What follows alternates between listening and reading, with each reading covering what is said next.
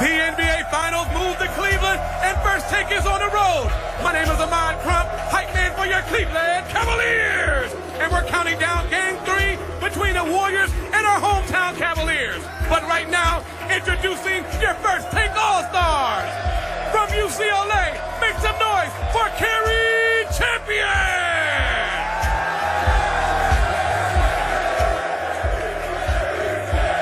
From Vanderbilt, make some noise for Skip Bayless.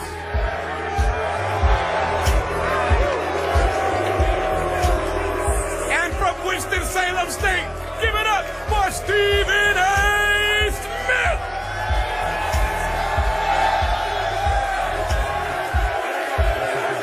LeBron James and the Cavaliers are back home. It's the NBA Finals in Cleveland, and First Take starts now. Call Stephen A.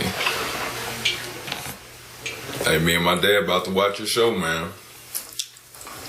Tell Skip we don't want no funny business out of him. All positive things to say about the Cavaliers today.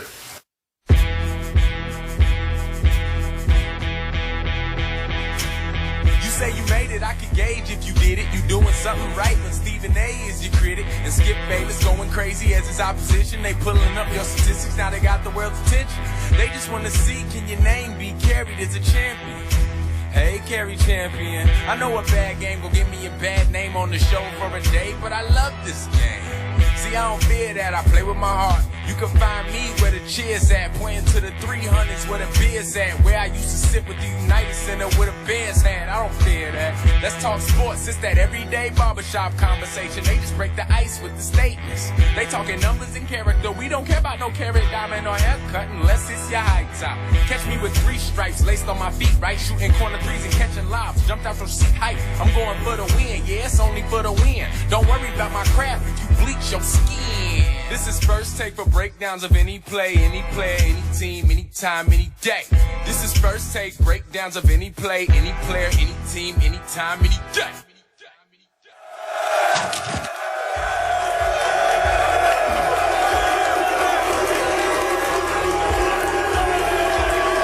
Cleveland, good morning.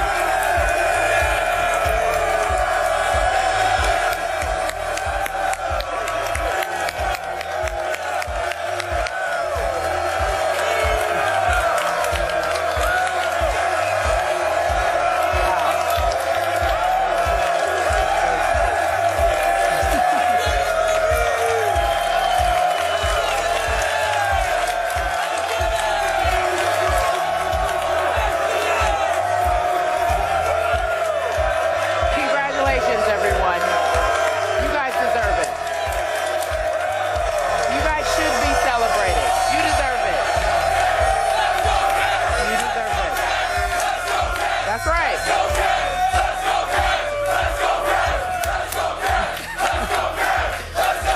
Whoa. Wait, you guys, first of all, you guys deserve it. You guys deserve it. Thank you for having us. Thank you, thank you, thank you. It is a pleasure to be here. Good morning, Cleveland. You deserve to celebrate the way you did. It's been a long time. So thank you so much for having us. I'm Kerry Champion. That is Skip Bayless, and that is Stephen A. Smith. So welcome to First Take, y'all. Yeah, and by the way, I think Iman Shumpert just might have a second career. I thought that was pretty good. I already know he does. He blessed. Did you guys hear that open? Could you hear? How was that open? He blessed the mic for us. Are you not impressed? I thought it was nice. He was high. Oh, God, Stephen A. You know, I don't appreciate him putting in the, video how I was wearing the Cowboys jersey. Yeah. That's a different subject. Well, for how another about me day. having to wear that Mayweather garbage hat? Oh, boy. Yeah. Well, listen, the difference is that my 1-1? Cowboy jersey, I honored the full bet. You did. You did it for the 2 hours of the show. That's right. We just want to say seriously, Iman Shumpert, thank you so much for doing that. He's a fan of the show. Wanted to do that special open for us. If you guys want to check it out at home, you can go to any of our social media pages, and there you can find it. Again, thank you so much, Iman, for doing that. Shall we get the show started? Y'all ready? On the the show today, we will have Rockets guard Corey Brewer. He will join the desk. He'll talk some sports. He'll break it all down with us, who he thinks will win the chip. But first, let's talk about LeBron James, shall we? It was almost a year ago that he decided to return to Cleveland. And now we are here today going after a title. That's amazing. There's been a lot of history between LeBron and obviously this city. And we want to discuss how in the world we got here today. We know the fact that people were upset when he left about 5 years ago. Stephen A., you can see that there. We're showing the video of what happened. He returned, and now he's competing for a title for this city. So I'll start with you first, Skip Bayless. How surprised are you that we are here today? 5 years almost. Yeah. Here is surreal to me. And obviously, I have long been viewed as a LeBron critic. Now, I think I've only been objective and honest about your man, LeBron James, and that will not be different today. I will continue to stand by the courage of my convictions. But I'm here to ask some of you in this crowd, did you turn on LeBron 5 years ago? Did anybody burn jerseys in this crowd today? Oh, we got a couple. We got a couple. Thank you. Thank you for not being hypocritical, because the day after that decision was made, taking his talents to South Beach, we got calls. We had a couple of radio guys on our show at that point. You weren't on yet, obviously, with me as my full-time partner. And the radio guys said to me on the air, on live, on First Take, hey, Skip, would you move to Cleveland because you could be elected mayor of Cleveland today because so many people were so upset with LeBron James. Now, I am not here to blame you for falling back in love with this man, because you should fall back in love with him, because he is giving you a legit shot to win your first championship here in Cleveland since the great Jim Brown retired back in 1965-66. So I'm good to go with that.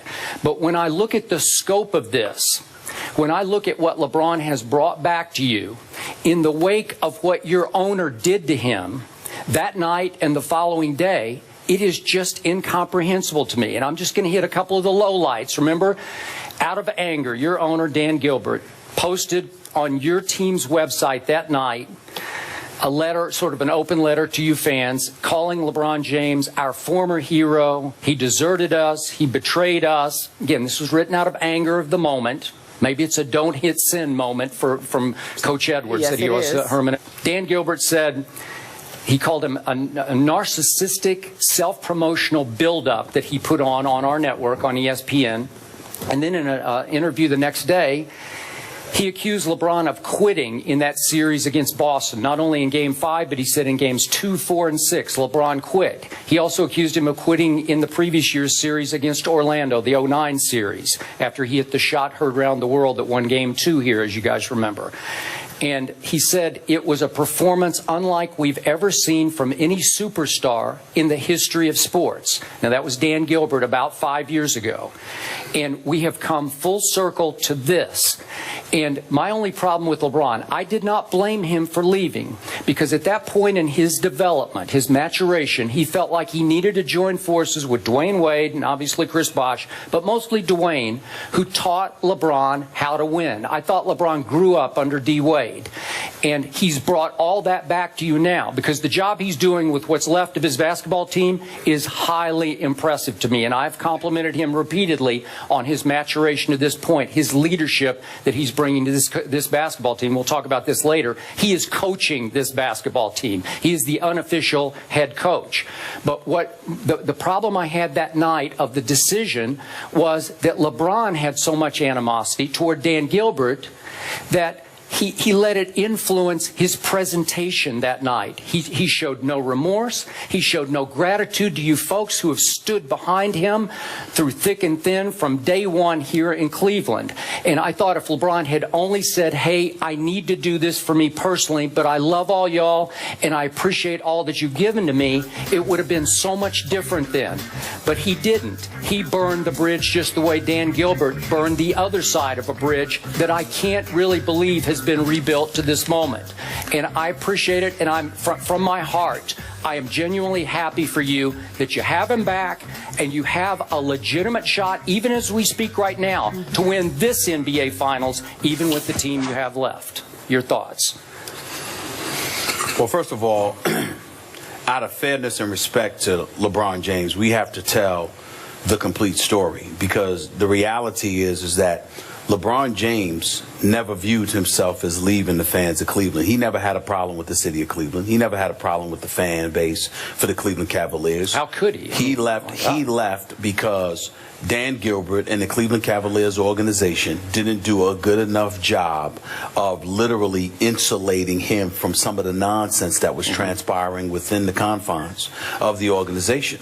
And when you look at when he decided to depart from Cleveland, it wasn't just to go and learn how to win with Dwayne Wade.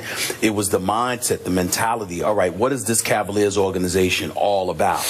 What is Dan Gilbert all about? What is the GM you have in place at the time all about? What is the head coach all about? The players that you surround him with. You know, we heard a lot of stories coming out of the Cleveland Cavaliers organization about stuff pertaining to LeBron James' personal business, involving his family members, involving his crew, whether it was Rich, Randy, or Maverick, and the list went on and on.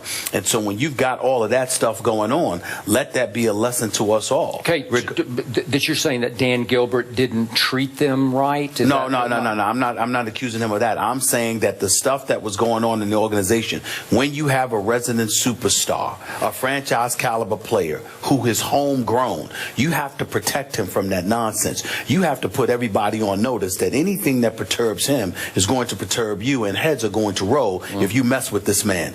They got to a point where that was not the case within the Cleveland Cavaliers organization. Too much nonsense was disseminating out of the Cavs organization about this man. Here is the guy who's the face of your franchise. He grew up 30 minutes away in Akron, Ohio. You know, he's homegrown. He's here for you, and he wasn't protected enough. And so because of that, things became a distraction. Protected how? Well, protected from the standpoint, again, nonsense will not be tolerated. This is our franchise player. We don't want to hear you talking about him. We don't want to hear stuff about his personal business. We don't want to hear stuff about his family, his friends, etc., etc. And LeBron's a big boy. He can handle all of that stuff, but at the same time, why deal with it if you don't have to? And I think that when he ultimately elected to depart for South Beach, he never, ever quantified the collateral impact that would take place, the residue that would be left behind, how this local economy, businesses, and beyond would be so incredibly detrimentally affected by his departure. When you see people in the streets of Cleveland wondering what was going to happen to them now,